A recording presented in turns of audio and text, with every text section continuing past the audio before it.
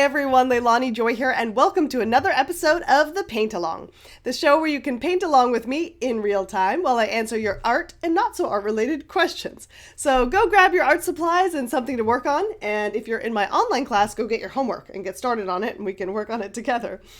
Anyways, I am excited to work on a new piece today. A little personal insight. Actually, as you can see, I'm dressed a little bit 80s inspired today. And that's because I recently watched a movie called Turbo Kid on Netflix, and I just totally fell in love with it. It's like everything I love in a movie. It was like 80s nostalgia, action, superhero inspired, with an adorable, cute, kicking ass female character, and it had a great like synth 80s soundtrack, and of course tons of gratuitous violence and comedy, so it was right up my alley.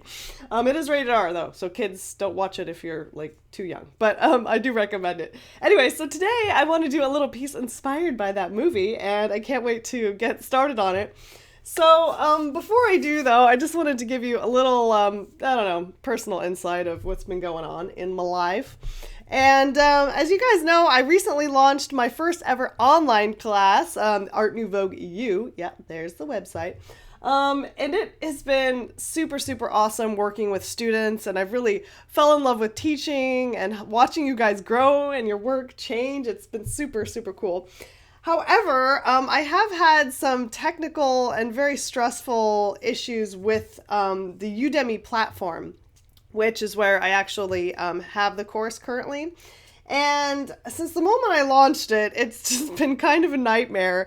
They had like a really long, terms and conditions thing, and I agreed to everything, I did not read it. I will admit that. I did not read the full 90, 100 million pages of their terms and conditions. And as soon as I launched the course, Udemy basically had complete control of my content, and they were sending out coupons for people to get 95% off, and it was just all kinds of crazy. And I was doing damage control for the first couple of weeks because Udemy already takes a cut of 50% of every sale that I make. So they were selling my course for like $15 to some people. So I got $7 for those sales. And I was freaking out because, as you guys know, I put in over a year of my time and passion into creating this course. And I'm literally spending hours of my time critiquing and grading and looking at your guys' work one-on-one.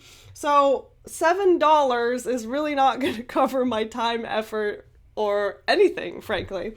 So, so finally, the final blow is that Udemy has now decided that they're also going to, as of April 1st, limit all courses to a maximum of $50.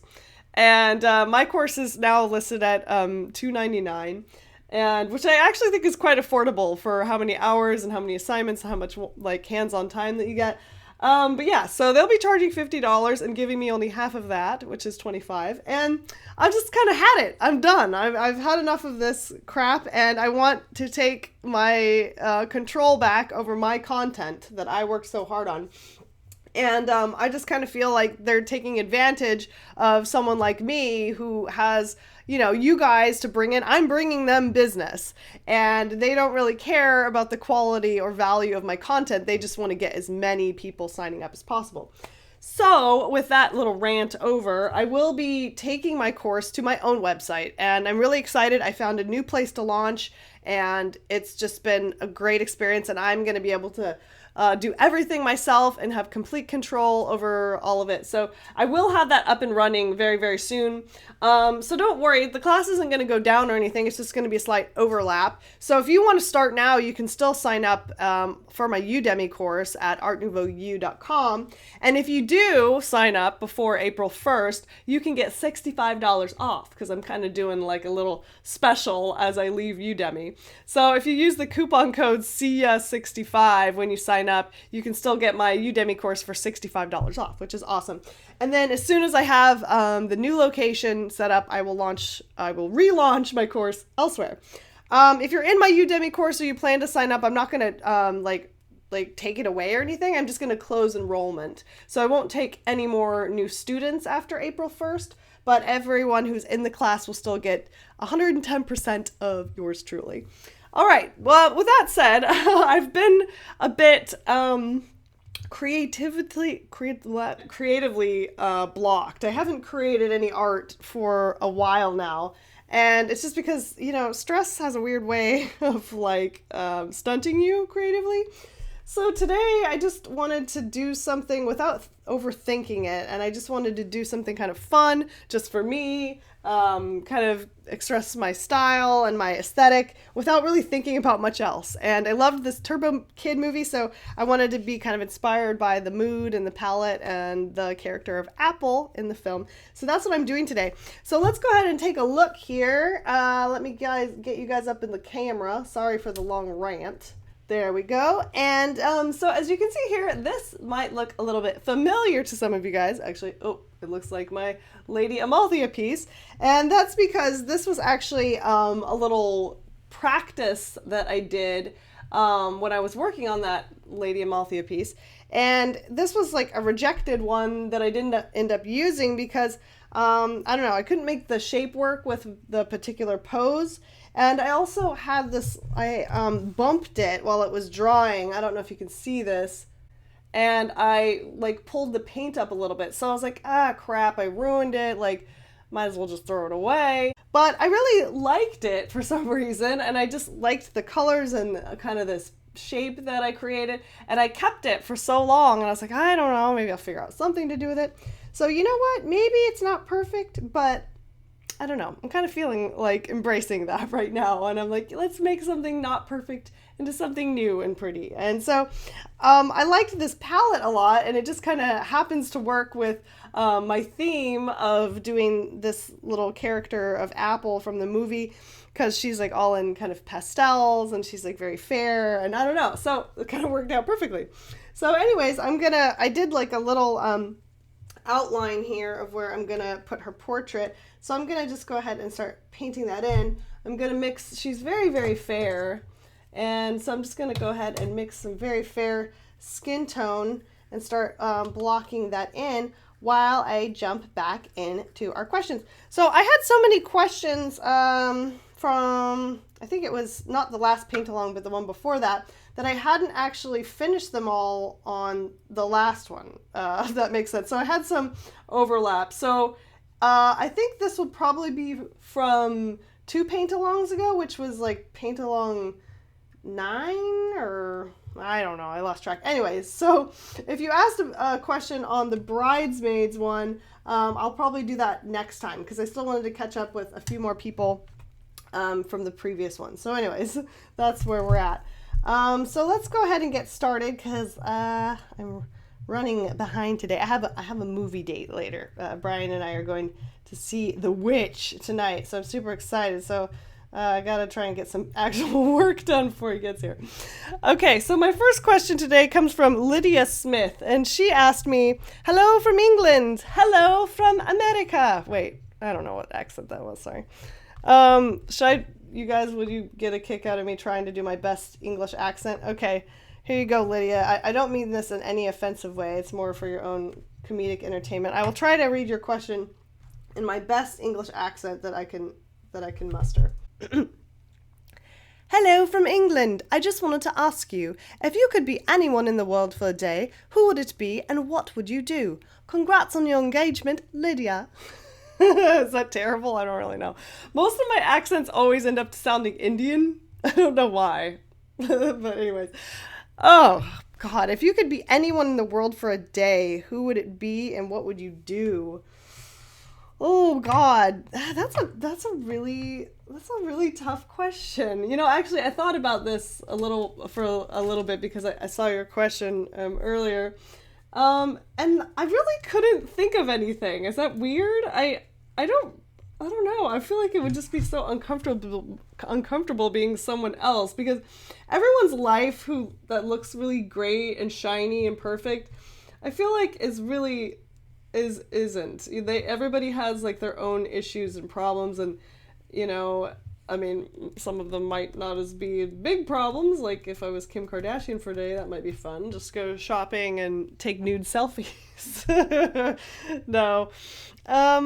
I don't know. I might want to be like someone like Audrey Kawasaki. I would love to know what it's like to just paint so beautifully. I guess I would like to know if she goes through as much struggle as I do. I don't know. I probably would want to be maybe like another artist. Not really sure who. But I don't know. I hesitate to ever say being a celebrity because I actually don't think I would like to. I like the YouTube kind of fame, if you will, because I mean, I still can kind of keep a private life. The only weird thing that ever happened to me, slightly off topic, is where was I? Chick-fil-A? I think I was at Chick-fil-A drive-through once. And the girl that gave me my food, I was looking a mess. I was a train wreck. And she's like, I'm sorry, are you Leilani Joy? And I'm like, oh my God. I'm like, I'm at Chick-fil-A in my dirty clothes. And this girl's like, are you Leilani Joy? I'm like, yeah. And she's like, oh my God, I love your art. I've bought it. And I'm like, oh, that's so cool. I was like, kind of neat. But that was like one of the only really weird random encounters. I think I ran into a couple people at Comic-Con who knew who I was. But other than that, I like my privacy. I like being able to go about my life in a normal way. So I wouldn't really want to be a celebrity per se. I was just watching the Amy Winehouse documentary. Amy, oh my God, it's just so sad. It's just like, oh God, I wouldn't want that. I wouldn't want that either. So I don't know. That answer kind of sucks, but sorry. Okay, my next question comes from Wendy J. And Wendy asks us, when you went to Japan and Thailand, did you go on a particular tour of the two countries, or did you design your trip yourself? If you did go on a tour, which one was it? I didn't go on any tours. We designed the trip ourselves. We did like a couple day trip things. Like in Thailand, we did the Patara Elephant Camp, and that I highly, highly recommend. It was one of the most magical experiences ever. Here, I'm just going to insert a couple pictures because you got to see this. You get to spend the whole day taking care of elephant rescues, and it's a humane care center, recovery center for elephants in Thailand. So they're not there for entertainment. You actually go there and you work with the trainers. You work with the elephants all day. They actually assign you an elephant for the day based on your personality.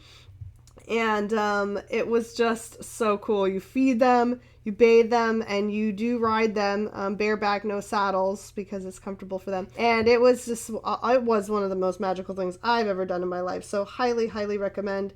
And it's worth the money, and all the money goes to help the Patara Elephant Camp. So yeah, suggest that. Most of the stuff we researched online before we went, and some of it we just kind of winged, so we didn't really do any kind of tours like that. Next is a question from 221B Book Lover, and they ask, are you going to do another Disney painting? And if you are, which character will you do? Funny you asked me that, actually, because I just started it. And I'm really excited. So yes, I am doing another piece for Wonderground Gallery. However, I am not allowed to tell you anything about it. So that's kind of how it works. I can't, I have to sign a lot of like contracts and stuff that they have very specific times where they release it. So right now I can't talk about it, but yes, there will be one. Usually the thing is I get like a little bit of choice. So they'll be like, they kind of ask like, what would you like to do? And then basically they tell you whether they'll let you do it or not. So I don't get to say, hey, I'm going to do this. It's a whole huge process, and they'll be like, okay, we're not doing any more Little Mermaid this season, so you got to pick something else. Or like I really wanted to do, Nightmare Before Christmas, but they're really weird about when they release that, and so they're like, we're not doing any Nightmare Before Christmas right now. So it's kind of like whatever. They definitely focus on stuff that they want to launch as well. So that's kind of how that works. Okay, next question comes from Laura Nicholson, and she asks, how much of a role has your YouTube channel played in increasing your fan base and ultimately your sales as an artist? pretty much like 90%. Well, to get started anyways. I think now I actually get like I get sales from a lot of different avenues, which is great. So I get a lot, now from Wonderground Gallery Drives Business, my Etsy store alone, Instagram, things like that. But it definitely got me my launch. That's for sure. I really owe a lot to YouTube. It's such a huge platform. With that said, though, I mean, I think it definitely was a good venue for me. However, I don't want to tell artists you have to make a YouTube channel, because honestly, it's not for everyone, and it depends on your working style. And there's some cons involved with it. My boyfriend, my fiance Brian, we were talking about this the other day. He's like, well, see, now that you do your YouTube, it's like you're always having to film what you're working on, which frankly I'm pretty used to it, so it doesn't really affect me too much. But at first it was very there's a lot of pressure involved, because I'm like, I have the camera rolling. I mean, like, don't screw up too much, don't waste all your memory, you know what I mean? So it was like filming yourself painting is a certain amount of pressure. And sometimes it's like you don't want to really worry about someone watching what you do. So, yeah. And I definitely think there's other ways to get your art out there that doesn't involve YouTube. But it is good if you're kind of, if you're like me, if you're outgoing, if you kind of like to talk to people, it helps. People like to see the artist. I definitely think that's true. I've seen artists who just, at shows, and they just like cower behind a table, and it's like, I don't know. I think people want to connect the artist to the artwork, and getting to meet them and know them and kind of know their process. I don't know. It's like, then you take that art piece home, and then you have a certain connection to how it was created. So I think it's a great thing. If you want to try it, I encourage you to get out there and try it.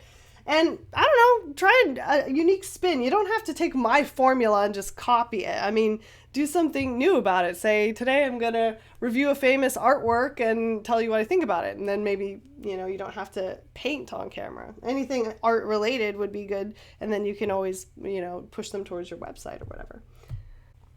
Okay, so I've mixed up a little pale pastel kind of navy color for her little like jumpsuit here. It's kind of like a faded denim, so I'm gonna start painting that in.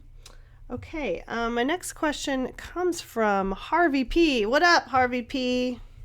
I've answered a few for you, I think. So hi Leilani, I just discovered a band called Ekka, and one of the girls looks exactly like you. What? Who stole my look? You should see the Small Talk music video. Okay, I'll look it up. She better be pretty, because otherwise I'm going to be mad. I was wondering, if you could live anywhere in the world, where would it be? And do you have any belief? Okay. The belief one, I don't know if that's a religious question. I don't think I'll touch that one, no. I mean, I'm not religious. I was raised Catholic, went to Catholic school, but I don't, okay, I'll just leave it at that. As far as where I would live, since I have only been to a couple of countries, I've been to Canada, and then I've been to Japan and Thailand. And I have to say, I think I'd live in Japan. I loved it. I think I would fit in just fine, and I would learn Japanese and eat ramen and wear cute little dresses from Harajuku. Well, dream come true.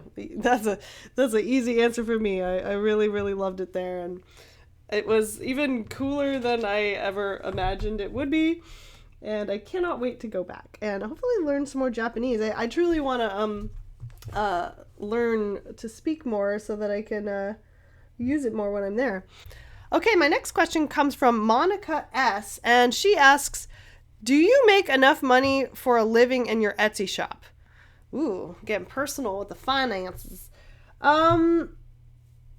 Well, kind of. I make my living from several different avenues.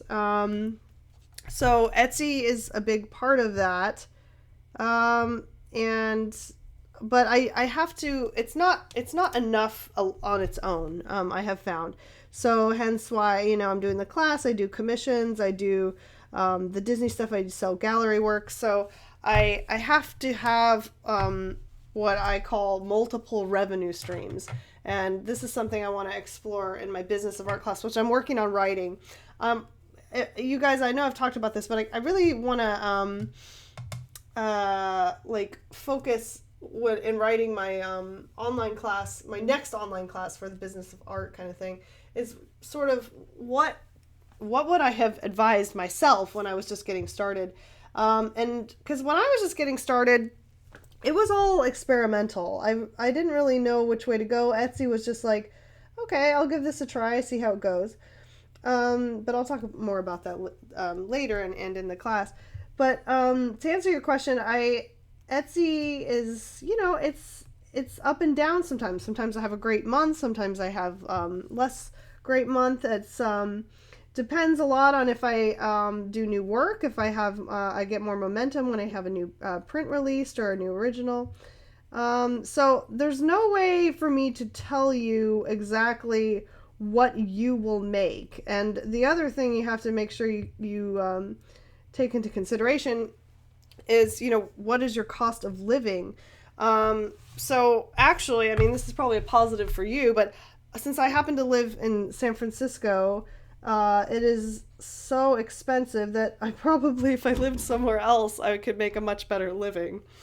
Okay, I think Brian just got home because he's banging around in there, so I'll be back shortly.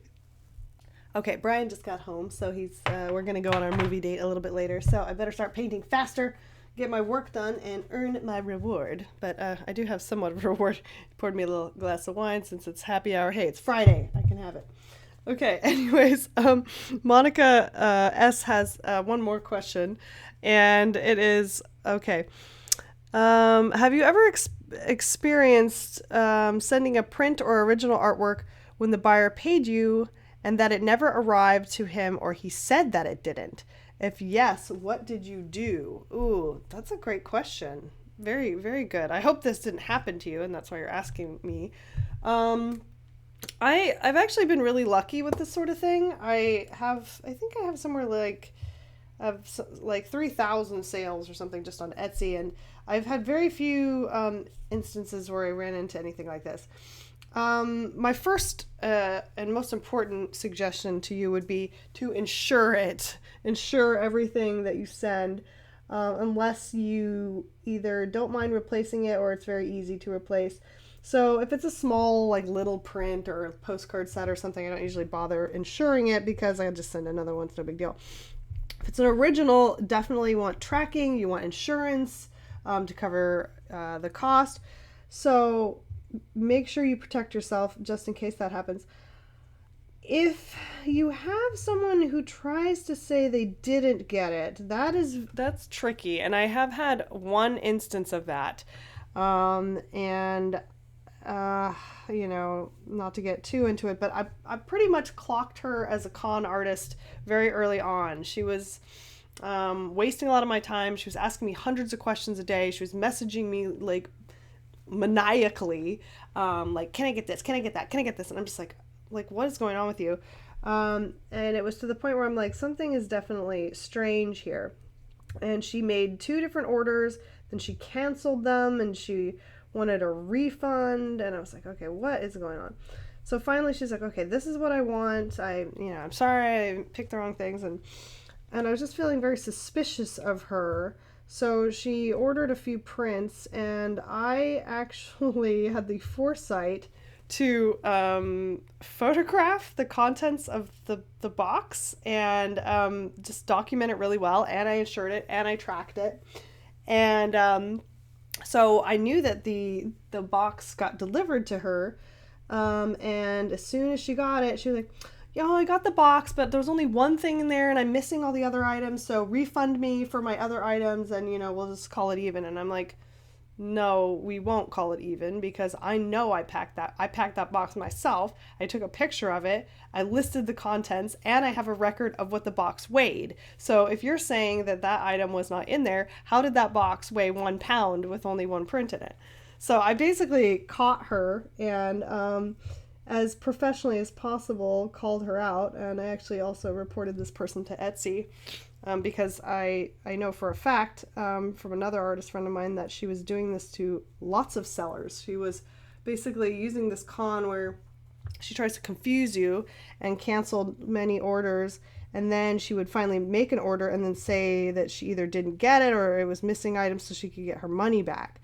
And a lot of sellers, they fall for it because they're like, well, maybe I made a mistake and I want to make sure this customer's happy, but that is crap. So anyways, to protect yourself from something like this, because there are jerks out there that will try to, just keep really good records is the most I can say to you. Just, they don't know what kind of records you're keeping. It can be like, well, I photograph each of my packages and I have an inventory. I have, maybe you do, maybe you don't. I kind of do, so it really does work. And you say, and I have, a record of it being delivered to you. The Postal Service says that, okay, I didn't mention this, but add signature confirmation. That's the easiest, shortest answer. If they sign for it, then they got it, or somebody signed for it, and so then it's not your problem anymore. You may have to decide, if you trust them or not. If they say, well, no, I don't know, it got stolen, well, that's another story. But just protect yourself as a seller, and they have some of those things in place so that you can do that. All right, my next question comes from Lady Skull, and she asks, are you planning to attend any conventions this year? I'd love to meet you at a con in LA. Not as of yet, but you never know. I am going to be back at Disney Wonderground Gallery twice in May. I'll give you guys the exact dates. I have to look them up. I can't remember. I think it's the first weekend of May and the last weekend of May. So if you're in the LA area, come and see me at Wonderground. I don't know. I'm hoping maybe this year I might be able to get out to a couple more cons, but you have to plan so far ahead. I usually don't get that far, especially since I've been doing like the Disney stuff and the class and everything. So I don't know yet, but I will definitely let you guys know far ahead of time if I decide to do one of those. So stay tuned. Okay, next I have a question from Exteric. I guess that's what I don't know. It's in a bunch of weird letters. Hi, Leilani. I think you mentioned you're a Scorpio. No, I'm not. I'm a Sagittarius. Are you into astrology? I am. I'm a Cancer. P.S. Love you. Your art and humor. Thank you, dude. I kind of sort of am. I definitely find it really interesting. I used to have one of those really big astrology books when I was a kid, and I liked reading about it. Especially whether or not the boy in my class and I would make a good couple based on our astrology signs. But recently I actually got kind of like wanting to learn tarot. My sister's really into it. And I don't know. It's kind of spooky when she does it. Like she's like, I don't know. She's like connected to it or something. Anyways, I don't know. I'm learning more about it, especially since I just did that piece for the 78 tarot deck. And I kind of want to learn more about that. So I don't know. I'll let you guys know as I take it up. I did know, my sister told me I can't go and buy my own cards. I have to have them gifted to me. So someone has to give me my own set of tarot cards so I can learn about it. So next I have a question from Kenna Bear. Hey Leilani, I have followed your channel for a few years now, and I can honestly say that you've motivated me to get past my fear of painting. Oh, that's awesome. I'm so glad. I wish I could get past my own fear of painting. No, just kidding. My question is how you structure your day and get the most of it. What is your daily routine? Did you set specific hours to work on your paintings? Do you sketch first to get creative juices flowing?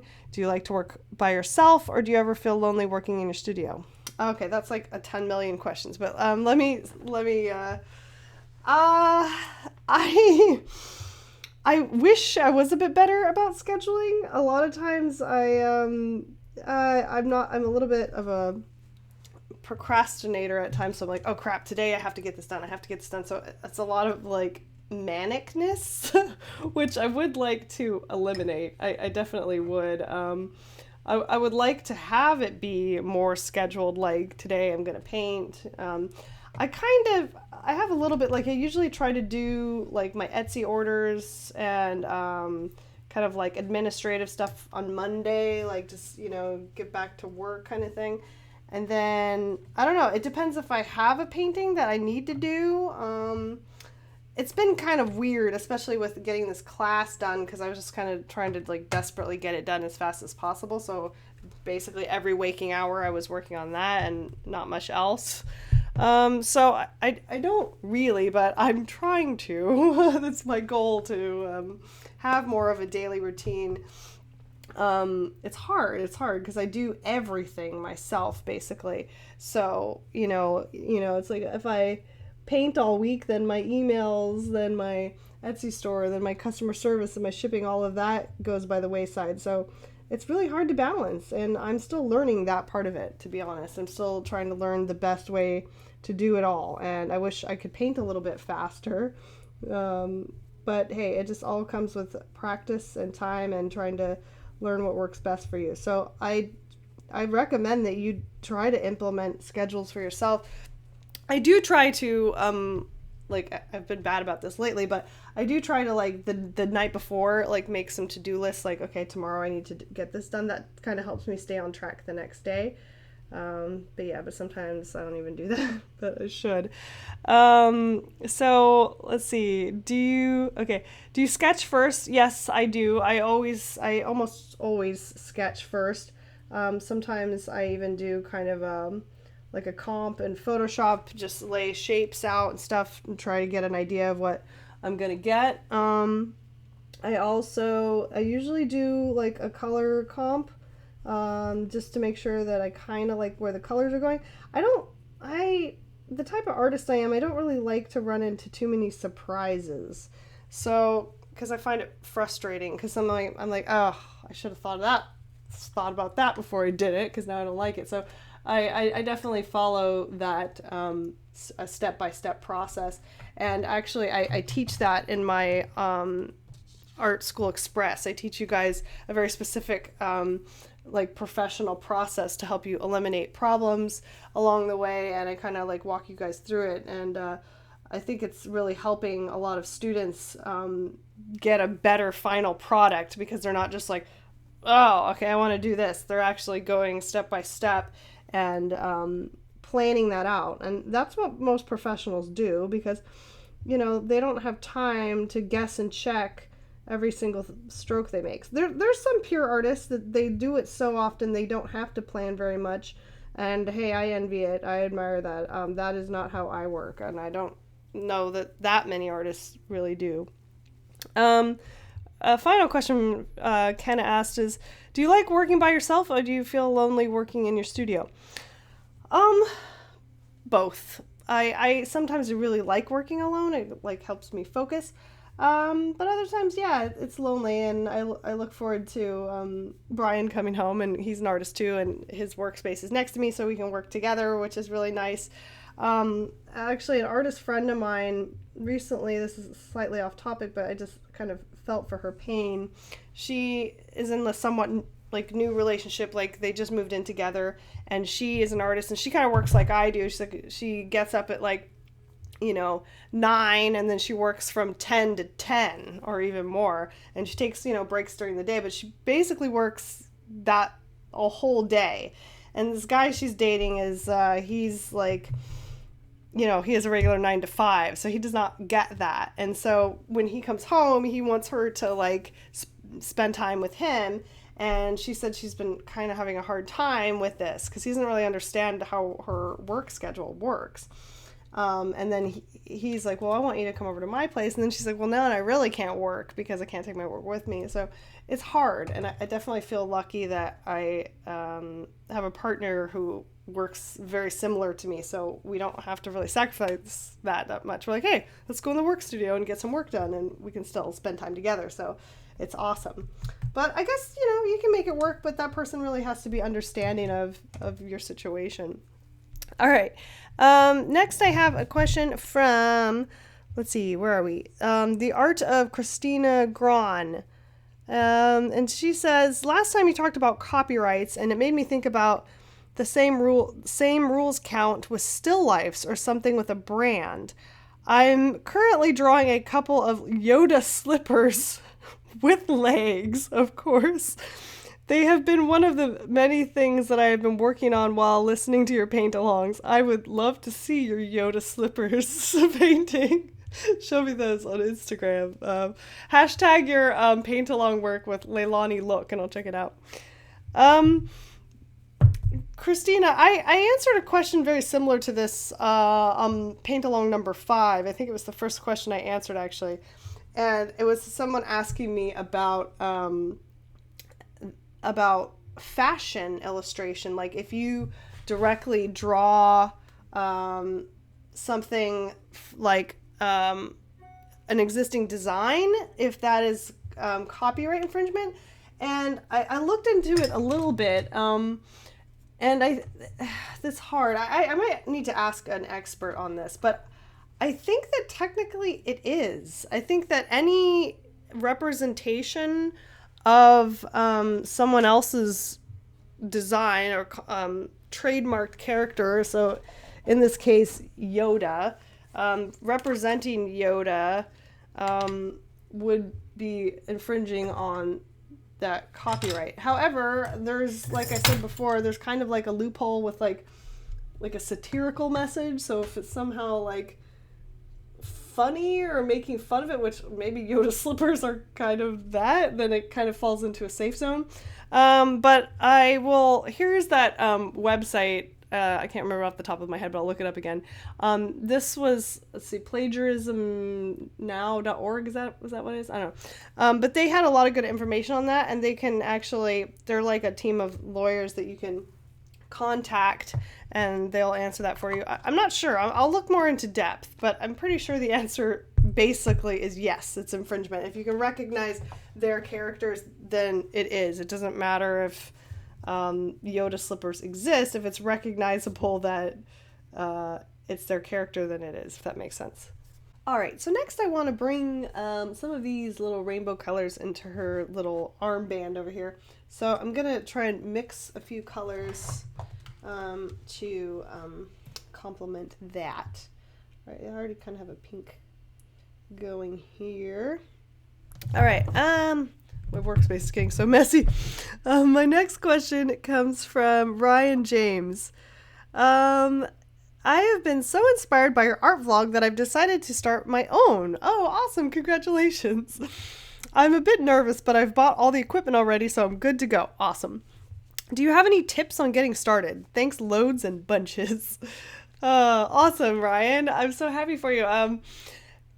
My biggest advice I would give you is just to relax and try and be yourself on camera, because honestly, that is the most important part, just to be your authentic self, as they say. Like, when you think about people who have talk shows or, people who are on TV, like, usually the biggest thing that people like about them, like, despite their appearance or the subject matter, is just that they have a certain authenticity to them. So if I would advise myself just starting out, I would have given myself that same advice. I was very nervous at first, you guys, and I mean, that's natural to be. It definitely takes some practice to talk to your computer and pretend like you're talking to someone. But I was kind of nervous about how I would come across.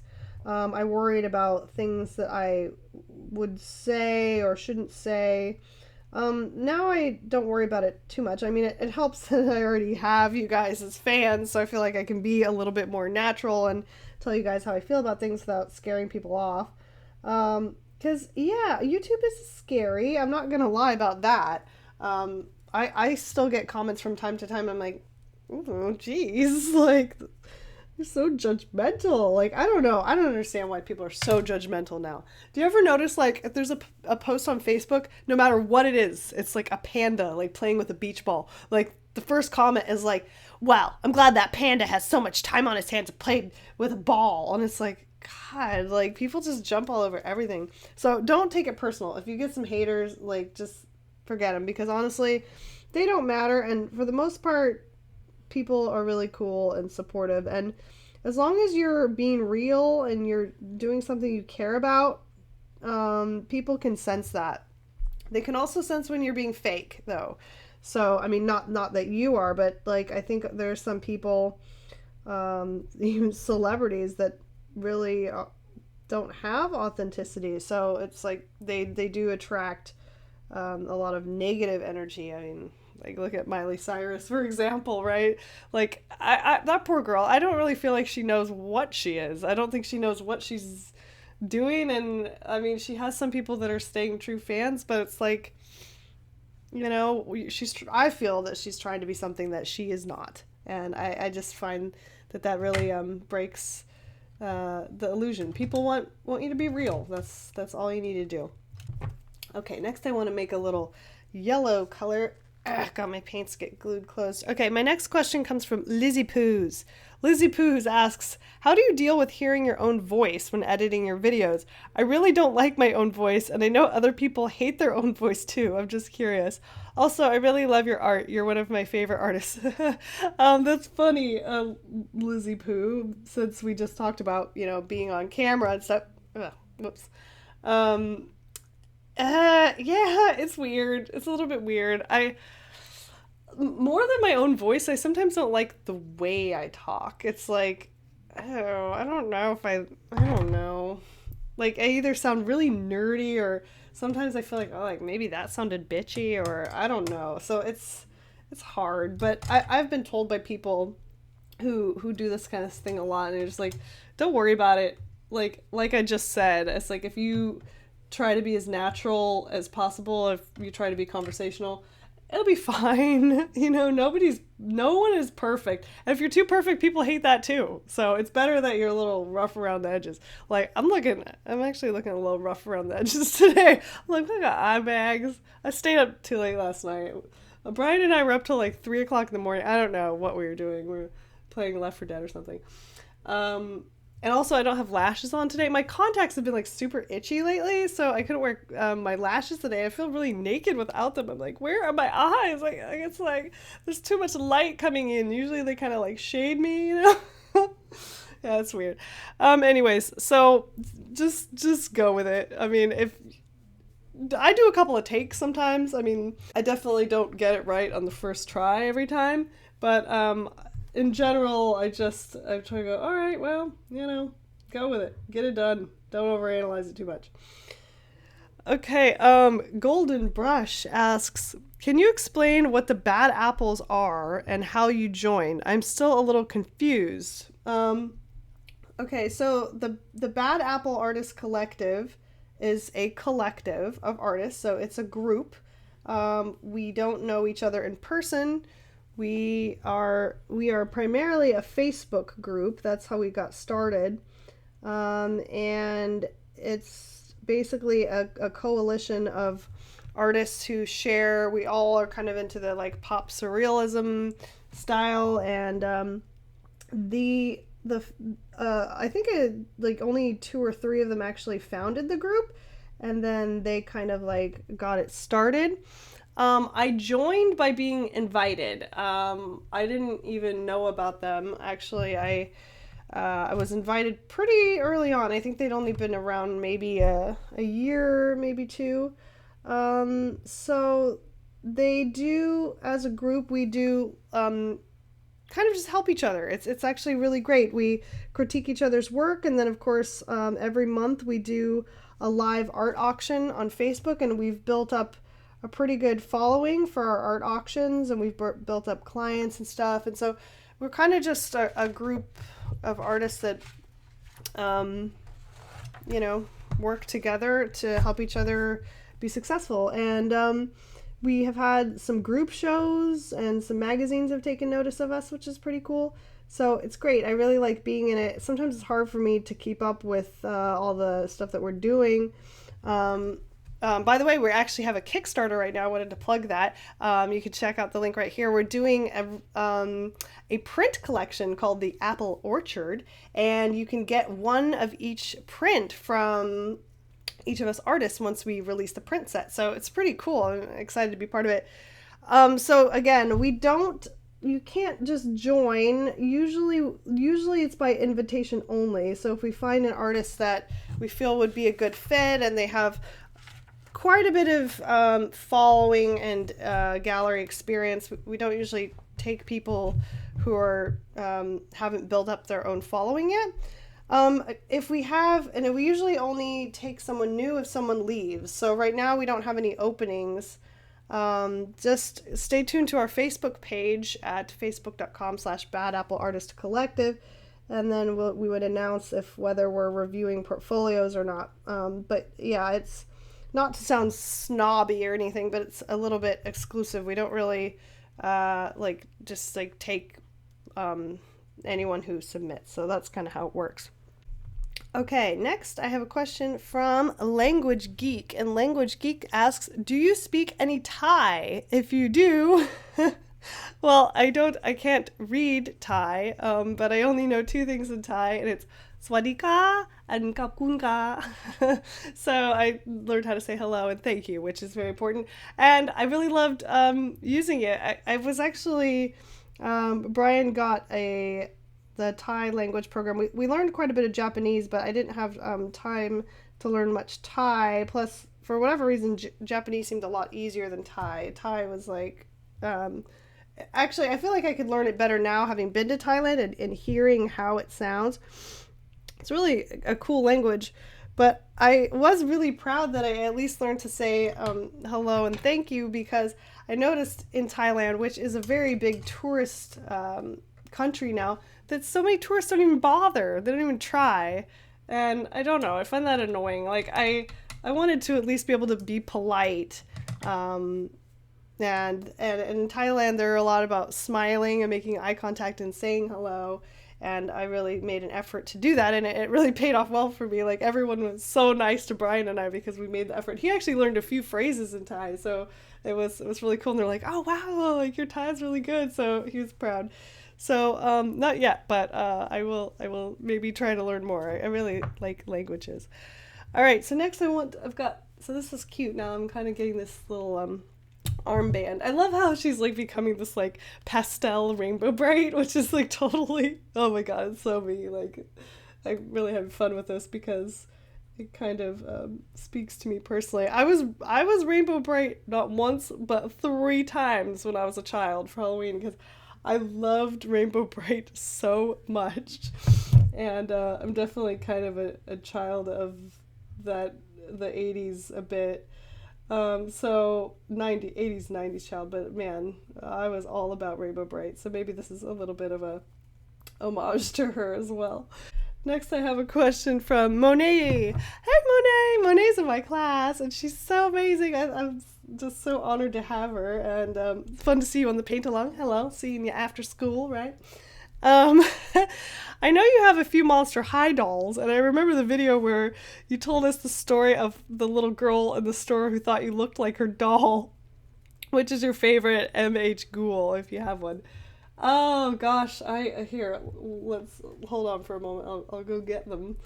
So this is actually Cleo Denial, and I made her into a custom doll a little bit though, because like I wanted her to. So I used to, as you guys remember, have my hair dyed like exactly like this. So I actually gave her red lipstick instead, because that's kind of my thing. And I got her this dress on Etsy that's not a real Monster High dress. And I got her these little tights and the shoes, so I kind of made her my own, and I got her a little owl pet. So this is sort of my alter ego doll. And then I found this one. This is Honey Swamp, and I love Honey Swamp. I think she might technically be my favorite because I love this big hair. Look at her skin, it matches my nails perfectly.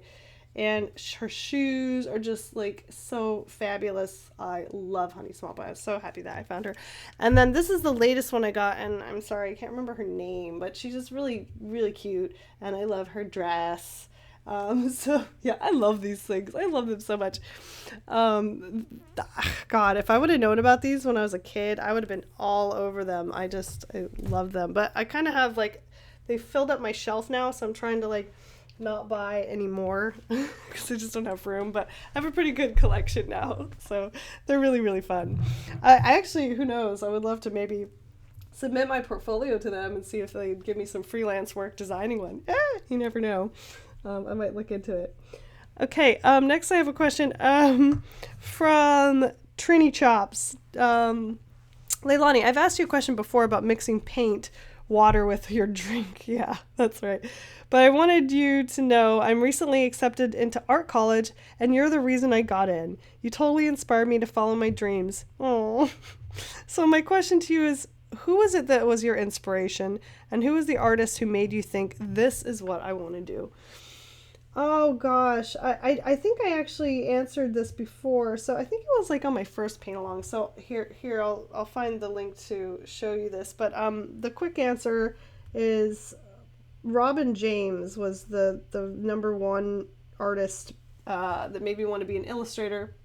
She was the illustrator for Serendipity books, and they were like little animal fantasy stories, and I loved them so much, and I tried to draw like that, and I don't know, and she did so many books, and some of them she even wrote, so she was kind of, I would love to return to my initial inspiration of doing book illustration, because that was really what made me want to be an illustrator.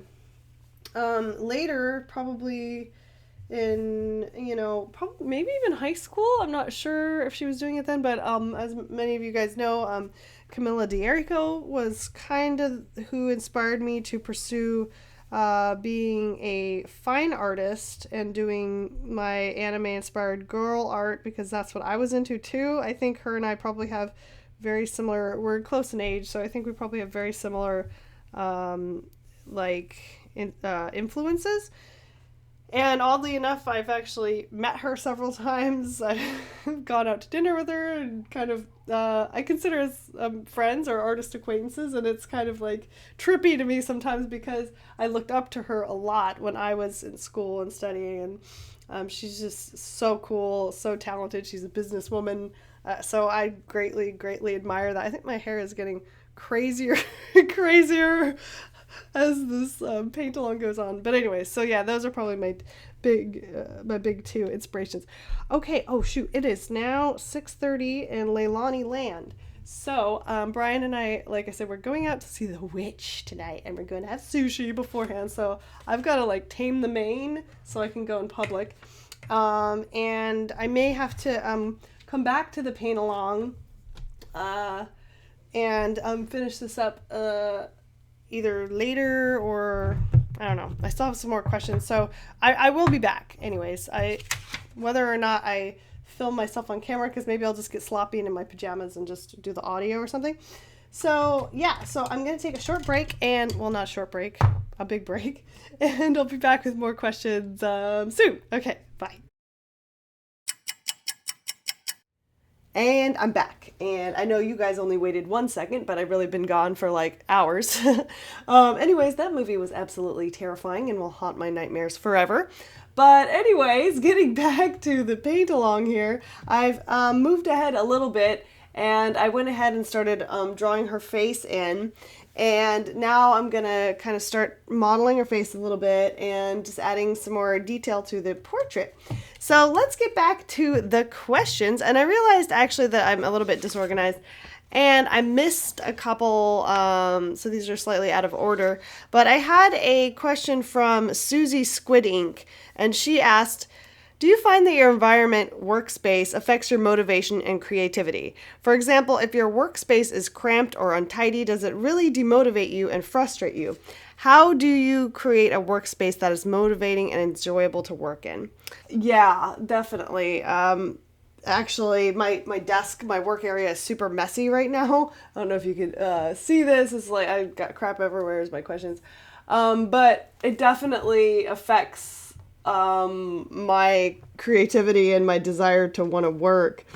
Actually, it's funny because after every painting I do, I usually have to I usually have to do like a full cleaning of my workspace before I start a new one. It's just like I have to get the old energy out. God, this stupid lid is glued on. I gotta use my pliers to open it. There we go. I have to get the old energy out and new energy in. I also, this is kind of a problem, a working from home problem, is that if my house is really messy, which happens sometimes, I don't know, us artsy types, we kind of let chores go by the wayside sometimes. But if our house is really messy, we have dishes everywhere, it also just kind of puts me in a bad mood and turns me off creatively. So sometimes I actually also have to clean my house, which is like weird because I'm just very much about kind of energy. It's funny. I was my sister and I always joke about this. If you guys play The Sims, you know how they have like a meter for room, which is like the cleanliness or messiness of their environment. And I totally think that's real because I absolutely feel that. I'm like, oh, I just feel like really uncomfortable. It's like dirty and messy and disorganized, and I can't find anything. And I really, really hate that. So, totally, it's totally a real thing. I have like some organizational stuff. IKEA is great for that. I have like a really nice little rolling rack thing that I have my paints in, and I can move it around. Yeah, but seriously, I keep saying I'm going to do a video on this because I think it's, I just want to share it. The dollar store has some really great little organizing baskets and stuff. I use a ton of those for my art supplies so I can move them around quickly and easily. So there's just some kind of genius things you can do for cheap to keep your workspace organized if you have a small area. Okay, the next question that I skipped over accidentally was a question from Grace Duncan, and I don't know how I missed it because her little photo icon is of Lydia Dietz from Beetlejuice, and she's like one of my favorite characters ever. And she asked us, many people are pushing me to study in college because they think study art in college because, okay. And she asks, hey Leilani, many people are pushing me to study art in college because they think I'm, quote, talented. But I'm not sure about it because I don't feel a huge passion and emotional connection to art, and most artists seem to describe. Do you feel that strong bond with your art? For me, it's just something to get my emotions out. And also, have you played Life is Strange? Sorry, I had to ask. That game ruined me. Yes, I've played Life is Strange. I loved it. I thought it was incredible. I really love that kind of game. So yeah, totally love Life is Strange. But I answered a similar question to this on another paint along, and here's the link to that if you want to hear how I answered her question also.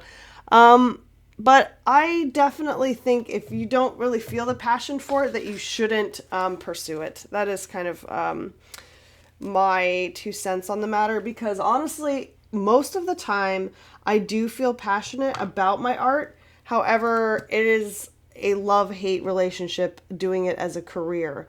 So if I didn't really have that initial love for it, I'm not sure if I would be able to continue doing it as a career, because it's just very different doing it as a job. And I really, really loved it as a kid. I was very, very passionate. I spent all my hobby time drawing and making things. And I have found that it's a little bit up and down doing it as a job. Sometimes I'm like, I'm just not feeling it, and I have to do it because that's how I make money. So my advice to you is you do what feels right. Go with your gut. I really think that, I don't know, that's always what my mom told me. If it doesn't feel right, then it's just, there's a reason why you feel that way. There's nothing wrong at all with being a hobbyist, and there's nothing wrong at all with pursuing a few freelance jobs while you have another job. So there's really no reason that you can't also be an artist. So I really wouldn't fret over it too much. And I would say that most professionals do have a certain passion for it. I do think that's true. So I certainly have, like I said, most of my life. And so like I said, it's a love-hate relationship a little bit more now that it's my job, but I wouldn't encourage you to force that. So good luck to you, and I hope that works out for you. So now I'm working on her eye makeup a little bit here, and if you've seen the character, she kind of has this like rosy pinkish kind of eyeshadow that goes all the way around her eye, which is fun. But painting it is kind of tricky because you don't want her to look like her eyes are like red from crying or like swollen. So I'm being kind of ginger about this, and just doing a little bit at a time and seeing how far I want to take it.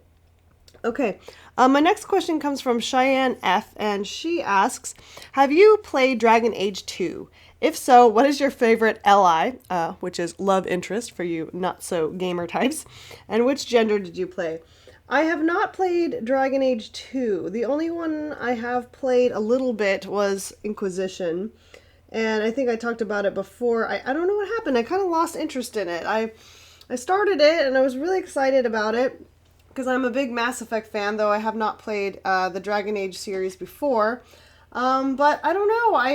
It seemed to me like it was much more of a true RPG. And I'm not really, like I was never into Final Fantasy or like really true RPG type games. I like Mass Effect, which is, I guess, technically an action RPG, but it kind of gives you the option to play it either way as a shooter or RPG. God, I sound so nerdy right now. Anyway, so I don't know. I just lost interest in it. And then we got Fallout 4, and I'm really in love with Fallout 4. So I'm kind of just only playing that right now. But I'd like to maybe give it another try. And I did hear that Dragon Age 2 specifically was really fun. So I'll have to report back on that one. All right, next I have a question from Autumn York, and she says, I'm auditioning for a really competitive art program soon, and I was wondering if you were a judge that determines someone's acceptance into a prestigious art program, what would you look for in that portfolio? And what would be something that stood out to you? Oh, man, that's a great and challenging question, Autumn. Thanks. I love that you guys keep coming up with like challenging things for me to answer. So this is something I run into a lot in my online class already, and I mean it's really been fun and challenging for me because I see a lot of artists that really have the tenacity, the work effort, and the creativity to be a great artist. And they might not have all the technical skills yet, but you can see kind of how their wheels are turning, so to speak. So I think that just your rendering, you guys know, I say this all the time. I think that your ability to render something realistically, while is a good skill, does not necessarily mean that you're going to be more successful than someone who hasn't had that technical training yet. So for one thing, I would not panic about your technical ability.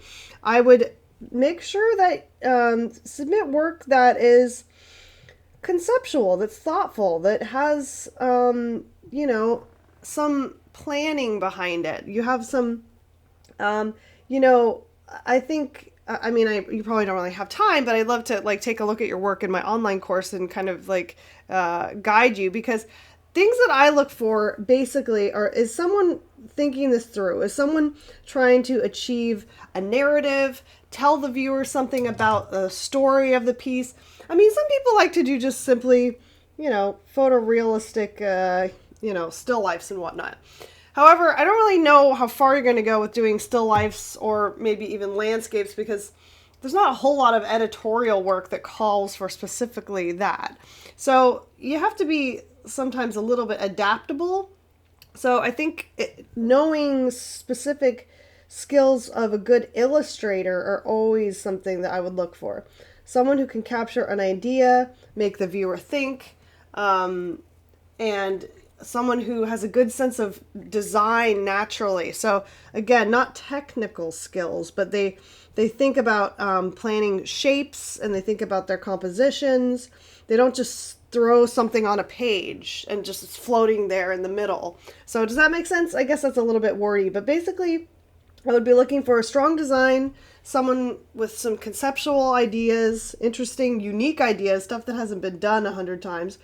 And then finally, just simply the amount of time and work that they put into it. Not the correctness, but just how much time they spent really trying their best to make the best piece that they can with their current skills. So that's how I would grade things, and that's how I grade things in my class. I definitely don't say, hey, you're not drawing the most realistic character, because I think there's a lot of that already in art schools, and I just think that artists have so much more potential than that. And like I've said before, I kind of wish someone would have told me that when I was in school, because I got a lot of, this is wrong, this is wrong. I told you I had one teacher in particular who tore up a drawing that I did, and I was traumatized. And I don't know what I was supposed to learn from that, except for fear and humiliation. But I think that just there's always room to learn the technical part. If you truly like, I have no ideas, well, that's going to be hard for you at some point. If you have ideas and you're willing to work your little butt off, you can go extremely far, because honestly, that's kind of how I've gotten to where I am. I'm sure there's a lot of, snooties out there that would be like, ugh, you're cute little anime girls. Those are not real art. And I'm like, well, whatever. I work my butt off, and I've done pretty well just by doing that. So that's my wordy advice, but I think that's a great question, and I hope that some of you guys will keep that in mind and don't beat yourself up if it's not perfect technically, because artists learn basically their entire career. So, all right, now I'm painting her little star. She doesn't have a star, the movie character, but I don't know, I just love a little star on the cheek. Kind of a, nod to Gem, if any of you guys are even old enough to remember Gem. I love Gem. I had it on VHS, and I had some of the dolls. Okay, next, we're almost done here, so let's power through. Next we have a question from 456 Cookie Love. Oh, cookies. You guys, I'm on this clean eating diet right now, so cookies. I don't even want to think about cookies. Cookie Love asks, as an artist, I spend quite a lot of time sitting in front of my desk in my apartment, not really doing a lot of physical activity. High five, we are in the same club. I assume you're in the same situation. Yes, we are. How do you manage to stay healthy and skinny as you are, if I may ask? Well, that's pretty hysterical. Maybe you too have a love of cookies, and that's why we're in this predicament. Over my life, lifetime, I've been asked a lot about, why are you so skinny? How are you so skinny? Because in school, I basically ate like a damn horse. I would eat everything in sight, and I wouldn't gain a pound. So most of it I owe to genetics, I suppose, and high metabolism. But I am also a bit, getting personal here, I tend to get a little obsessive and a little anxious. I have anxiety sometimes. And when I get anxious, I don't eat. I lose my appetite. So it's not really a healthy thing, but statistically that's where I've been. However, as I just mentioned there, I'm trying this clean eating diet thing. And so far, all I can think about is pizza. But I've been just stress, anxiety. I do purge on junk food from time to time. And I've just been feeling kind of overall, not as healthy as I would like. I've been having severe allergies and itchy skin and eczema. And I'm like, okay, what is going on? Because my body is just in a very highly allergic state at the moment. So I'm trying this book called Clean. My doctor recommended it. I'm starving all the time, basically. But I'll let you know if it helps, because it's kind of like a detox. I've never done one of these before, and I feel like really hippie doing it, but I'm hoping that it kind of like clears up some of these weird like symptoms I've been having. So, and also I've mentioned before, I'm kind of like a grazer type person while I'm working. Like right now, like I have a delicious dish of pistachios. They look kind of gross, but I don't like the ones in the shell because it's too much work. So I just kind of snack during the day, and I don't eat like huge meals. So I guess that's kind of like how I guess that's how I stay skinny. I don't know. So it's a combination of those. I do try to exercise when I can. I used to be very into dance, ballet, jazz, tap, everything modern. And I don't go to class as much as I should now. Like they have a really cool like adult drop-in class near where I live, but it's kind of expensive and I'm sort of lazy. But I've been trying to make myself go more. Sometimes I'll do like workout videos at home. I really like Just Dance for Xbox. So occasionally I'll do that. If my neighbors could only see me, I'm sure. All right, so good luck, Cookie Love. Stay out of the cookies. Just try. I know it's hard. Okay, I got 2 more questions. Okay, next question is from Milk C Art. Congrats on your engagement. Thank you, Milksy. I have a question about framing. Custom framing is too expensive and it's hard to find cheaper frames that don't look terrible. Where do you get your pieces framed? Okay, I've already answered this one a lot, so please check out my FAQs for that. Mostly, like I said, I find vintage ones. I go to estate sales. I check eBay. I mean, you can get nice frames that are gently used. I mean, nothing wrong with that. Whoops. Sorry. We're not having an earthquake. I just bumped my desk. And if I see one at Aaron Brothers or whatever store, I'll if I like it, I'll just get it. And there are like not that expensive frames that are like nice quality. So that's not really true. Don't buy anything plastic. You know, buying wood is the best way to go typically. But yeah, I don't know. Check out my FAQs for that. I talk a little bit more about framing, but basically I get them whenever I see one that I like. I don't often do custom framing because typically I do my paintings to fit standard frame sizes. So that kind of makes my life easier. So I like this one is an 8x10, so it's pretty easy to find an 8x10 frame. Aaron Brothers is pretty good. I mean, they have nice quality ones. Sometimes Michael's or Hobby Lobby, stores like that, they've got some nice frames, so check it out. If it feels flimsy or, like, cheap, then don't buy it. Okay. Finally, last question comes from Brittany H., and she says, okay, we actually have 2 questions. Have you ever explained your process for video planning, editing, etc.? And was this a skill you taught yourself or learned in school? They definitely didn't teach me this in school. I have to be honest, most of the things that I use in my career, I taught myself. Thanks for that, Academy of Art University. But I was like, I guess I should say first that I was obsessed with movie editing and video making since I was a kid. I used to use my dad's big ass old camcorder and make little stop motion videos. So I was always fascinated by videos and how they worked and stuff like that. So when I was in high school and I got my first laptop, that's probably going to sound really old because you kids probably have them at 5 now. I got a computer that had Windows Movie Maker, and I spent hours and hours self-teaching myself how to make and edit my own videos. And I like, this is gonna age me so much right here, but I used to just download random clips of stuff and music videos from Napster or LimeWire or something like that, and I would just take them and edit them and make little music videos out of them. So that's kind of how I learned the basics of video editing. And then once I got my Mac in college, I jumped all over iMovie and started learning how to do that. So once I started making my YouTube videos, I kind of had a pretty good idea of how the editing stuff worked. And I've self-taught myself along the way. No one has ever taught me how to do any of this. And then as far as my process for video planning, I mean, now I have like it down to, pretty much an exact science. So I have a very I have a template. I have like, you know, basically you guys know I do the same thing pretty much every time. So whenever I'm doing a painting, I film it and then I speed it up and I do edit it a little bit just for time and take out all the gaps where I'm just not doing anything. That's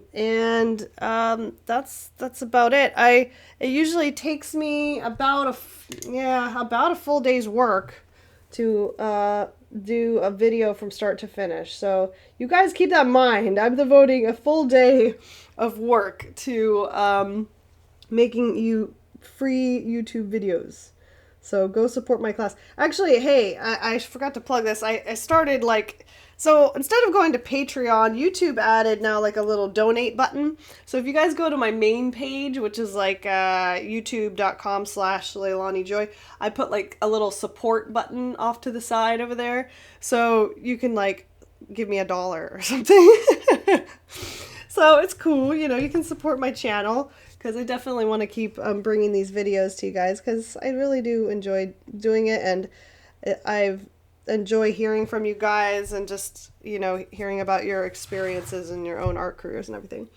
Okay, so I hope that helped you, Brittany, and I hope you guys will continue to throw your creative questions my way.